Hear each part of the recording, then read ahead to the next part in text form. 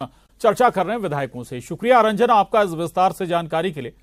आगे बढ़ेंगे और भोपाल से बड़ी खबर है। सीएम हाउस में मुख्यमंत्री से गुना सांसद केपी यादव की 1-to-1 चर्चा हुई है। चर्चा के बाद न्यूज 18 से बोले गुना सांसद केपी यादव अपनी कुछ बात सीएम शिवराज सिंह चौहान के समक्ष उन्होंने रखी है। सीएम से भी सकारात्मक जवाब मिला है। ग्वालियर चंबल संभाग में हम अच्छा रिजल्ट दे रहे हैं। ज्योतिरादित्य सिंधिया अब हमारी पार्टी में हैं। उनके सभी समर्थक भी पार्टी में आ गए हैं। उनका हमारी विचारधारा में विलय हो गया है। ग्वालियर चंबल अंचल में कांग्रेस बची ही नहीं है। ऐसा कोई भी कार्यकर्ता उस क्षेत्र में नहीं है जिनके साथ जनता का समर्थन हो। कोई कुछ भी कहे, मगर ग्वालियर चंबल अंचल में बहुत अच्छा रिजल्ट आएगा। बीजेपी में ग्वालियर चंबल में अंचल में कहीं कोई नाराजगी नहीं है, ये दावे कर रहे हैं केपी यादव।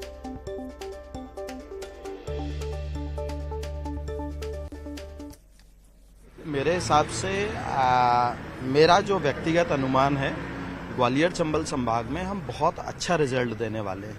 क्योंकि आपने देखा होगा कि पहले जब माननीय ज्योतिरादित्य सिंधिया जी कांग्रेस में थे, तब पूरी तरह से कांग्रेस में वो हावी थे और पूरे ग्वालियर चंबल संभाग में कांग्रेस उनके हिसाब से ही चलती थी।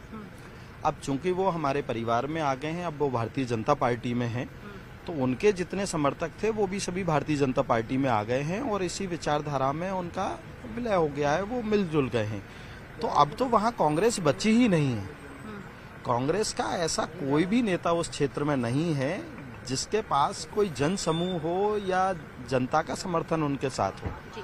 तो लोग कुछ भी कहें, पर मेरा अनुमान ये है कि ग्वालियर चंबल संभाग में बहुत अच्छा रिजल्ट आएगा और कहीं कोई नाराजगी मेरे ख्याल से नहीं है। अगर 1-2 लोग, एक विधानसभा में 2 लाख मतदाता होता है और 2 लाख में से अगर 2-4 लोग थोड़े नाराज हैं तो हम उनको मना लेंगे और मान भी गए हैं। तो मुझे नहीं लगता ऐसी कोई चीज़ है। अब तो हम सब मिलकर चुनाव लड़ेंगे और चुनाव का रिजल्ट भी आप देखेंगे, बहुत अच्छा रिजल्ट आएगा।